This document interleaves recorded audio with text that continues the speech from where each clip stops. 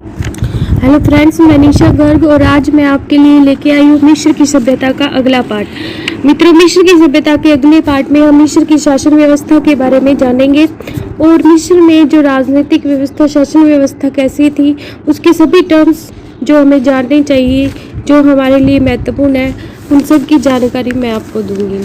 मित्रों, मिस्र की सभ्यता या प्राचीन मिस्र में जो शासन व्यवस्था थी, वो पूरी तरह उसका जो केंद्र था वो सम्राट था। सम्राट क्या था? केंद्रीय शक्ति थी मिस्र की शासन व्यवस्था में। और सम्राट को मित्रों फराओ कहा जाता था। हिब्रू भाषा का शब्द है मित्रों फराओ। हिब्रू भाषा का शब्द है फराओ। ये भी पूछा जा सकता है हमसे पेपर में कि फराओ कौन सी भाषा का शब्द है। तो मित्रों फराओ जो है वो हिब्रू भाषा का शब्द है। और जो इस भाषा का जो हिब्रू भाषा के इस शब्द का प्रयोग मतलब मिस्री भाषा के पैर ओ शब्द के लिए किया गया। यानी कि मिस्री भाषा में फराओ अगर कहे तो वो पैर ओ कहेंगे मिस्री भाषा में, लेकिन हिब्रू भाषा में पैर ओ जो है वो क्या था? फराओ था। कुल मिलाकर टोटल ये एक निष्कर्ष निकलता है कि मिस्र में जो राजा था उसको फराओ कहते थे और फराओ जो है वो हिब्रू भाषा का शब्द है। मित्रों, फराओ को पृथ्वी पर ईश्वर का प्रतिनिधि माना जाता था। वह सूर्य देवता, जिसको मिस्र में रे कहा जाता था। सूर्य देवता का क्या नाम था? रे। और राजा को इस रे का पुत्र माना गया था। मिस्र की शासन व्यवस्था थियोक्रेसी धर्मतंत्र के नाम से जानी जाती थी। यानी कि वहाँ की जो राजनीतिक व्यवस्था थी, प्रशासनिक व्यवस्था थी, उसमें मित्रों धर्म का समन्वय था। धर्म का या जो राजनीतिक व्यवस्था थी वो भी पूरी तरह धार्मिक थी मित्रों। तो इसको क्या कहा जाता था? इसको जो वहाँ की शासन व्यवस्था थी उसको थियोक्रेसी कहा जाता था। क्या कहा जाता था? थियोक्रेसी, क्योंकि धर्म और राजनीति का इसमें समन्वय था। या इसको धर्मतंत्र भी कहा जाता था। थियोक्रेसी का अर्थ क्या होता है मित्रों? धर्मतंत्र भी कहा जाता था मिस्र की शासन व्यवस्था को। पांचवें राजवंश का जब शासन था तो वहाँ क्या हुआ मित्रों? मिस्र में क्या हुआ? फराओ की जो शक्तियाँ थी उसमें कमी आ गई। फराओ की शक्तियों में कमी आई। पांचवें राजवंश के टाइम में शक्ति में कमी। पांचवें राजवंश के समय फराओ की शक्ति में कमी आई और फराओ की मृत्यु के बाद मित्रों फराओ को जो बॉडी थी इसको देवताओं में मतलब फराओ की जो बॉडी थी उसको पिरामिड में रखा जाता था मित्रों। पिरामिड में सेफ रखने के लिए उसके ऊपर एक लेप लगाया जाता था, फिर उसको पिरामिड में रखा जाता था। फराओ को मरने के बाद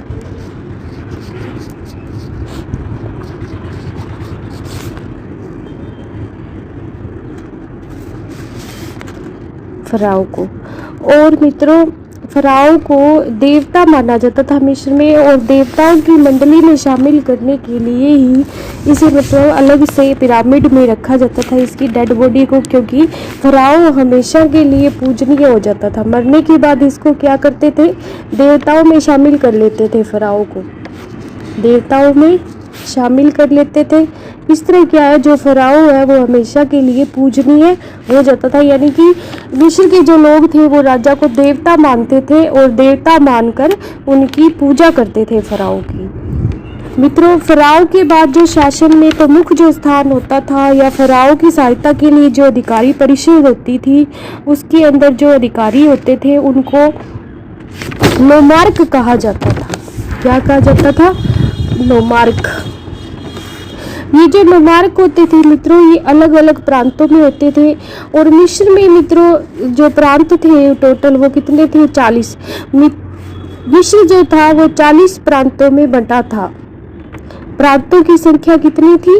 40। मिस्र में प्रांतों की संख्या 40 थी।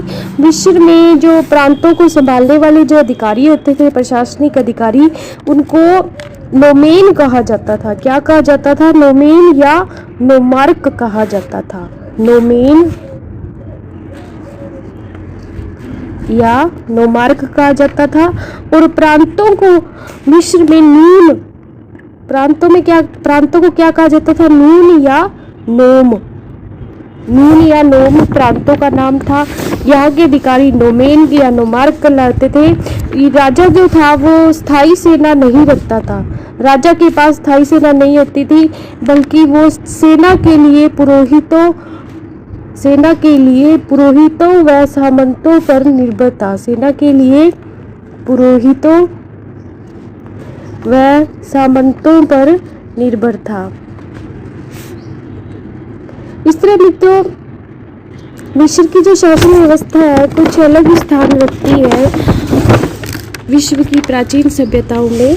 मिस्र की जो प्राचीन शासन व्यवस्था है, वहाँ की सभ्यता की जो शासन व्यवस्था है वो एक अलग ही स्थान रखती है। मित्रों मिस्र की जो सामाजिक व्यवस्था थी उसके बारे में जानते हैं हम। मिस्र में समाज कैसे था, कितने वर्गों में बंटा हुआ था। तो मिस्र में जो समाज था मित्रों वो 7 वर्गों में विभाजित था।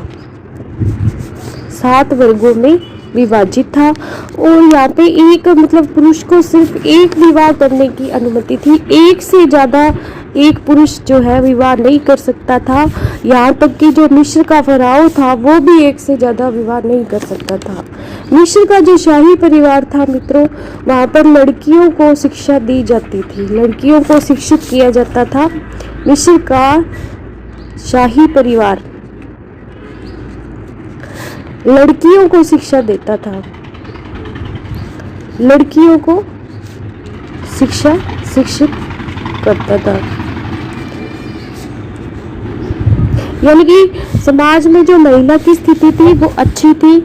लड़कियों को अगर शिक्षा दी जाती है तो निश्चित ही उस समाज में महिला की जो स्थिति होती है वो अच्छी होती है। मित्रों पहले हमने देखा कि हाथशेप्सुत एक महिला शासिका हुई थी मिस्र में, हाथशेप्सुत। इसने जो अपनी पुत्री थी, इसकी एक पुत्री थी जिसका नाम था नेफ्रे। इसको मित्रों इसने शिक्षित किया था, इसको शिक्षा दिलाई। मिस्र में मित्रों सहगोत्र विवाह की अनुमति थी। वहाँ पर भाई और बहन की विवाह की जो प्रथा थी वो प्रचलित थी। ये एकमात्र सभ्यता है जिसमें भाई बहन के विवाह की प्रथा प्रचलित थी। मैक्स मुलर के अनुसार मित्रों, मैक्स मुलर एक इतिहासकार हुए, बहुत ही चर्चित इतिहासकार हैं। मैक्स मुलर ने मिस्र की सभ्यता के बारे में कहा है कि मिस्र में जितना वैधानिक सम्मान मिस्र की महिलाओं को मिला उतना अन्य किसी सभ्यता में नहीं मिला। यानी कि मिस्र में जो महिलाओं की स्थिति थी वो काफ़ी अच्छी थी। मिस्र में महिलाओं का सम्मान बहुत ज़्यादा था। महिलाओं को समाज में सम्मानीय स्थान प्राप्त था, सम्मानीय स्थान प्राप्त था। इसी तरह मित्रों डियोडरस एक इतिहासकार हुए। तो डियोडरस का कहना है कि विवाह के समय पुरुष को एक प्रतिज्ञा लेनी होती थी कि वो स्त्री की अपनी पत्नी की हर बात मानेगा।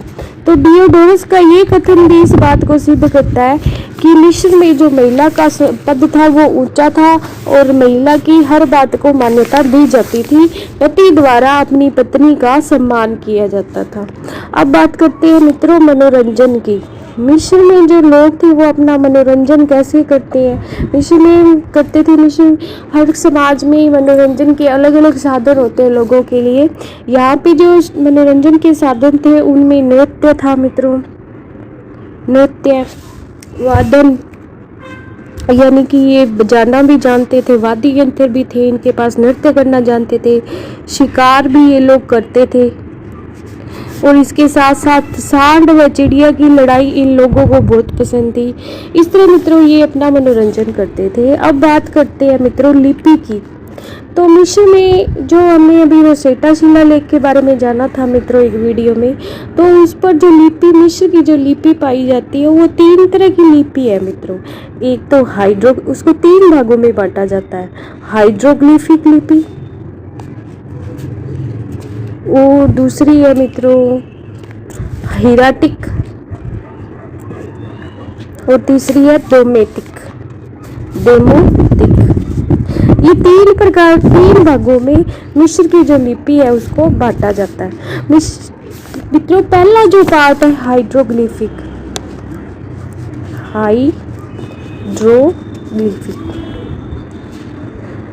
हाइड्रोग्लिफिक को अगर हम तोड़ के देखें, इसका विभाजन करके देखें इस शब्द का, तो मित्रों इसमें विभाजन जब हम इसका करेंगे तो ये ऐसे बच जाएगा हाइड्रो प्लस ग्लिफिक। अब इसका जब हम अर्थ लगाने की कोशिश करें इन दोनों शब्दों का, तो हाइड्रो का मतलब मिस्र में था पवित्र और ग्लिफिक का अर्थ था अंकन, यानी कि पवित्र कोई बात जो जिसका अंकन किया जाता था इस लिपि में किया जाता था, और इसका नाम था हाइड्रोग्लिफिक लिपि। तो ये जो लिपि थी मंदिरों या स्मारकों की जो लिपि थी इसको हाइड्रोग्लिफिक लिपि कहा जाता था। मंदिरों स्मारकों में जो अभिलेख लगाए जाते थे, पुरोहितों द्वारा जो भाषा प्रयोग में ली जाती थी मित्रों वो थी हिराटिक। लेकिन मंदिरों में, स्मारकों में, अभिलेखों में जो लिपि प्रयोग ली जाती थी वो कौन सी थी? हाइड्रोग्लिफिक। अभिलेखों में प्रयोग कौन सी लिपि का? हाइड्रोग्लिफिक।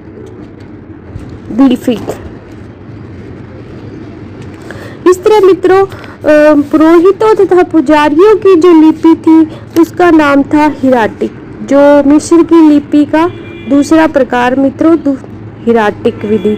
ये पुरोहितों की लिपि थी, पुरोहितों की लिपि। इसके बाद मित्रों दमोतिक जो लिपि हमने देखी, दमोतिक लिपि जो मिस्र की लिपि का तीसरा पार्ट थी, ये दैनिक व्यवहार में काम आती थी।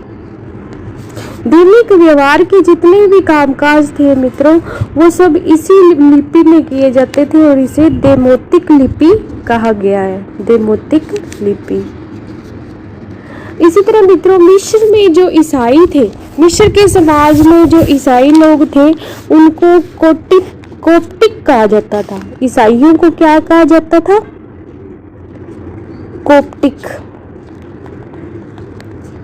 कोप्टिक कहा जाता था। और इनके द्वारा प्रयोग में ली जाने वाली जो विधि थी, धर्म जिस तरह से ये पूजा करते थे अपने भगवान की, उसको कोप्टिक विधि कहा जाता था, कोप्टिक विधि। इस तरह मित्रों हम देखते हैं कि हर समाज की, हर सभ्यता की अलग अलग परंपरा होती है, अलग अलग विश्वास होते हैं और अलग अलग भाषा व लिपि होती है। मित्रों अगर मिस्र की सभ्यता में हम धर्म के बारे में जाने, प्राचीन मिस्र में लोगों का धर्म कैसा था, धर्म किसको मानते थे, तो मिस्र के जो लोग थे मित्रों ये बहुदेववादी थे, यानी कि बहुत से देवताओं की पूजा करते थे, इसलिए इनको बहुदेववादी कहा गया है। बहुत से देवी देवताओं की पूजा होती थी मिस्र में, और प्रमुख जो देवता थे वो कौन थे? सूर्य थे। प्रमुख देवता कौन थे इनमें? ये बहुदेववादी थे लेकिन प्रमुख देवता कौन थे इनके? सूर्य थे। इसीलिए हम देखते हैं कि मिस्र में सूर्य का जो अबू सिम्बल मंदिर है, सूर्य बहुत प्रसिद्ध है मित्रों। इसी तरह जो एक रानी थी उसने भी सूर्य का ही मंदिर बनवाया। मिस्र में सूर्य को रे के नाम से पुकारा जाता है, कहीं तो कहीं कुछ और नाम से पुकारा जाता है। तो मित्रों इस तरह क्या है कि सूर्य जो थे वो मिस्र के लोगों के प्रमुख देवता थे। उत्तरी जो मिस्र था, उत्तरी मिस्र में सूर्य की जो पूजा है उसका प्रमुख केंद्र मित्रों ओनु था। ओनु एक स्थान का नाम है और उत्तरी मिस्र में सूर्य पूजा का प्रमुख केंद्र था। सूर्य पूजा का ओनु जो था वो प्रमुख केंद्र था। इसी तरह मित्रों यहाँ क्या है कि सूर्य को क्या नाम दिया गया? उत्तरी मिस्र में मित्रों सूर्य को रे कहा जाता था। क्या कहा जाता था? उत्तरी मिस्र में सूर्य को रे कहा जाता था।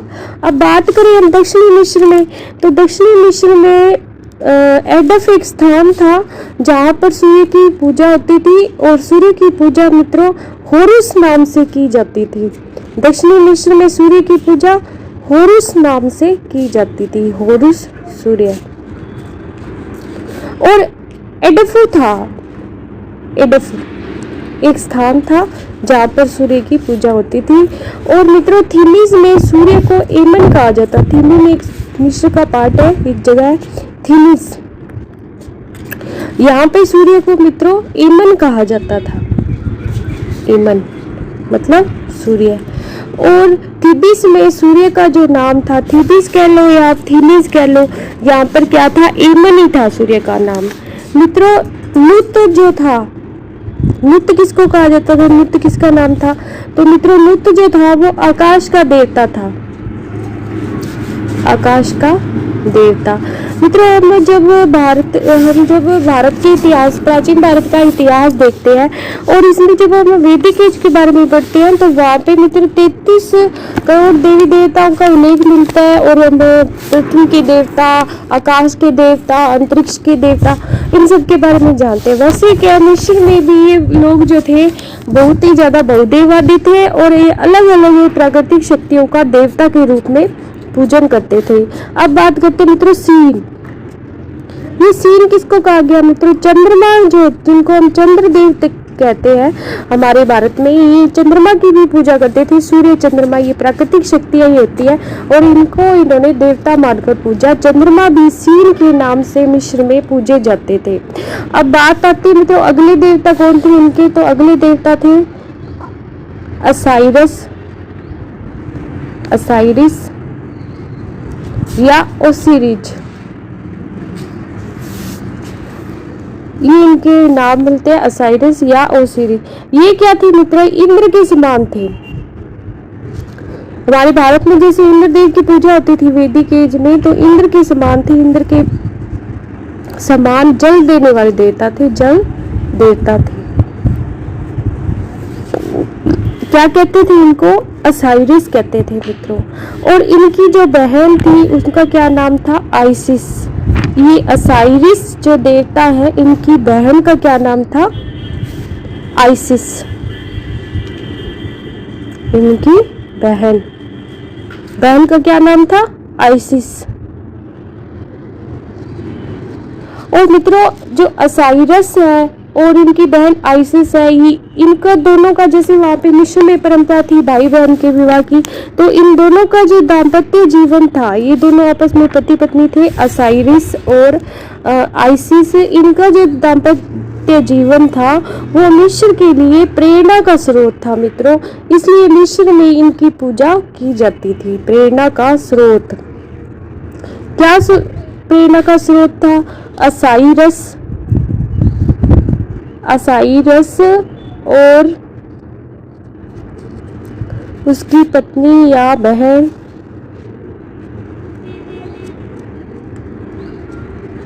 आइसिस।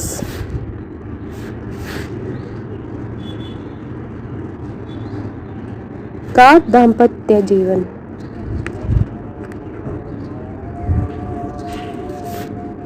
इसको मिस्र के जो लोग थे वो प्रेरणा स्रोत के रूप में लेते थे। मित्रों टा नाम का एक शासक हुआ मिस्र में, टा। ये क्या था, कलाकारों का संरक्षक था। कलाकार भी हुए वहां पे लोग मिस्र में, और टा नामक जो राजा था वो कलाकारों का संरक्षक था,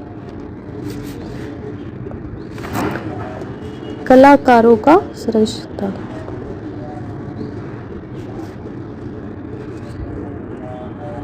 संरक्षक। इस तरह मित्रों मिस्र में क्या थी, हर समाज का जो हर पहलू है वो उजागर होता है कि लोग जो थे वो हर चीज में रुचि लेने वाले लोग थे मिस्र की सभ्यता के। उनकी कला में भी रुचि थी, धर्म में भी रुचि थी, कला के क्षेत्र में भी वो रुचि रखते थे। मनोरंजन के लिए भी उन्होंने अलग अलग साधन अपना रखे थे। और समाज में मित्रों धर्म और जो प्रशासनिक व्यवस्था थी, वो राजनीतिक व्यवस्था थी, वो आपस में उनका समन्वय था। आर्थिक जीवन जो था मित्रों, वो मिस्र के जो लोग थे वो कृषि, पशुपालन व व्यापार तीनों ही क्षेत्रों में निपुण थे। गेहूं व जौ की खेती करते थे मित्रों, ये गेहूं व जौ अधिकतर इन्हीं की खेती होती थी, गेहूं व जौ इनका प्रमुख जो पेशा था मिस्र की सभ्यता के लोगों का, वो कृषि था मित्रों। प्रमुख पेशा क्या था, कृषि था। और पानी को खेतों तक पहुंचाने के लिए मित्रों इन्हें डेकली, जिसको हम भारत में डेकली कहते हैं, इन्होंने डेकली का आविष्कार कर लिया था। और डेकली को ये क्या कहते थे मित्रों, शाडूफ कहते थे मिस्री भाषा में, शाडूफ। यानी कि कोई कहीं नहर है या कहीं जो पानी का कुछ स्रोत बना हुआ है, उस पानी को खेतों तक कैसे लेके जाना है, उसके लिए डेकली का आविष्कार किया, जिसको मिस्री भाषा में शाडूफ कहा गया। मित्रों, मिस्री सभ्यता में सिक्कों का प्रचलन नहीं था। वस्तु विनिमय प्रणाली कुछ हद तक थी, लेकिन सिक्कों की जगह वो अंगूठी का प्रयोग करते थे। मित्रों, लेन देन में अंगूठी का प्रयोग करते थे, और इस अंगूठी को मित्रों मुद्री या अंगूठी कहा जाता था, मुद्री या अंगूठी। और मुद्री शब्द से ही मुद्रा बना है। मुद्री शब्द से मुद्रा शब्द बना है। किसका प्रयोग करते थे ये लेन देन में? ये अंगूठी या मुद्रा का या मुद्री का प्रयोग करते थे। अंगूठी या मुद्री का प्रयोग करते थे, क्योंकि इस टाइम क्या था, सिक्कों का प्रचलन नहीं हुआ था। और ये जो मुद्रियाँ थी या अंगूठियाँ थी, किसकी बनी होती थी? सोने व चांदी की बनी होती थी। तो इसी से उनकी संपन्नता का पता चलता है कि मिस्र की जो सभ्यता थी वो काफ़ी समृद्धिशाली थी। मित्रों, क्योंकि वहाँ पे सोने व चांदी की अंगूठियों से लेन देन का कार्य, व्यापार वाणिज्य का कार्य किया जाता था। मित्रों, मिस्र की जो साहित्य है, मिस्र के साहित्य में कुछ खास तो नहीं है, लेकिन एक दो साहित्य या ग्रंथ जो है वहाँ के प्रसिद्ध रहे हैं मिस्र, प्राचीन मिस्र में। मित्रों, अखनाटन, ये जो मिस्र का प्रथम धार्मिक राजा था अखनाटन, ये मित्रों इसकी प्रशंसा में कुछ लेख लिखे गए हैं। प्रशंसा में 2 लेख लिखे गए हैं अखनाटन के। ये लेख जो है वो मिस्र की प्राचीन मिस्र की महानतम कृतियां मानी जाती है। और मिस्र की कथा साहित्य में एक मित्रों एक कहानी है, जैसे एक अभागे राजकुमार की कहानी। एक अभागे राजकुमार की कहानी, ये जो है साहित्य ये काफ़ी प्रसिद्ध है। और 2 भाइयों की कहानी, इसके अलावा एक साहित्य और है, नंबर 2 पे हम ले लेते हैं। पहला तो साहित्य मैंने बताया आपको, एक अभागे राजकुमार की कहानी, और दूसरा जो था मित्रों 2 भाइयों की कहानी। 2 भाइयों की कहानी। तो ये 2 जो साहित्य है या जो 2 ग्रंथ है वो मिस्र के इतिहास के या मिस्र की प्राचीन मिस्र की सभ्यता के बहुत ही प्रचलित है। मित्रों, मिस्र के लोगों ने मतलब कलम और शाही से लिखना सिखाया। इन्होंने ही सबसे पहले कलम व शाही का उपयोग किया मित्रों लिखने में। किसका? कलम व स्याही का सबसे पहले जो प्रयोग है मिस्र में किया गया।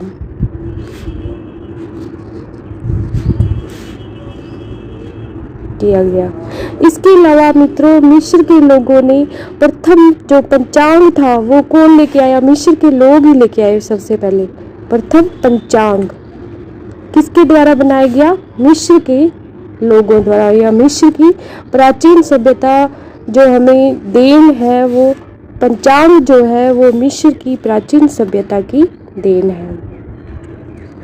इसके अलावा मिस्र में मित्रों सोथिक तारे के आधार पर मित्रों एक पंचांग बनाया गया, जिसे सोथिक पंचांग कहा गया।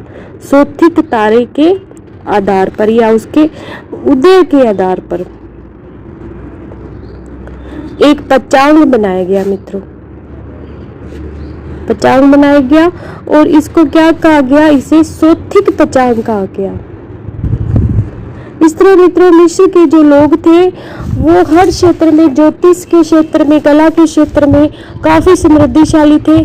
और इन्होंने ऐसी तकनीक का आविष्कार किया जो आज वर्तमान में जो मनुष्य का तकनीकी जो दिमाग है उसका मुकाबला कर सकता है। मित्रों मिस्र के लोगों ने मित्रों धूप घड़ी का आविष्कार किया, और संसार को धूप घड़ी जो है वो मिस्र की सभ्यता की देन है। धूप घड़ी का आविष्कार किया।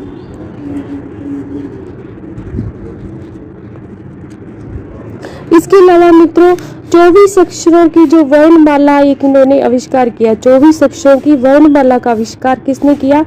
ये भी मित्रों मिस्र की सभ्यता की देन है। 24 अक्षरों की वर्णमाला। इसके अलावा मित्रों मिस्र के जो लोग थे उनको पता था, बहुत पहले से ही पता था कि एक वर्ष में 365 दिन होते हैं और उन्होंने बहुत पहले ही ये बात बता दी थी मिस्र की सभ्यता में कि एक वर्ष में 30 दिन के 12 महीने होते हैं, 30 दिन के 12 महीने होते हैं। तो मित्रों इतने साल पहले और तभी इनको इन चीज़ का ज्ञान हो गया था, तो ये काफ़ी आगे थे, हमसे भी काफ़ी आगे थे। इनका जो दिमाग था हमसे भी ज़्यादा डेवलपमेंट कर लिया था मित्रों। ओबेलिस्क की क्या चीज़ है मित्रों? अब एक शब्द आता है मिस्र की सभ्यता का, ओबेलिस्क। ओबेलिस्क ओबेलिस्क मित्रों एक प्रकार के स्तंभ थे। मिस्र में क्या थे? स्तंभ थे, जिन पर फिराओ जो मिस्र के राजा होते थे वो विशेष घटनाओं की स्मृति में इन स्तंभों का निर्माण करवाते थे। ये जो स्तंभ थे वो ऊंचे ऊंचे चकोर होते थे मित्रों, ऊंचे और चकोर, और जिन्हें ओबेलिस्क के नाम से जाना जाता था। मिस्र धर्म व राजतंत्र का आपस में समन्वय था। मिस्र में क्या था मित्रों? पहले ही आ चुकी है ये बात। मिस्र में धर्म व राजतंत्र का समन्वय था। तो मित्रों इसके साथ ही हमारी जो मिस्र की सभ्यता है वो समाप्त होती है। धन्यवाद। Please like, subscribe and share this channel. धन्यवाद।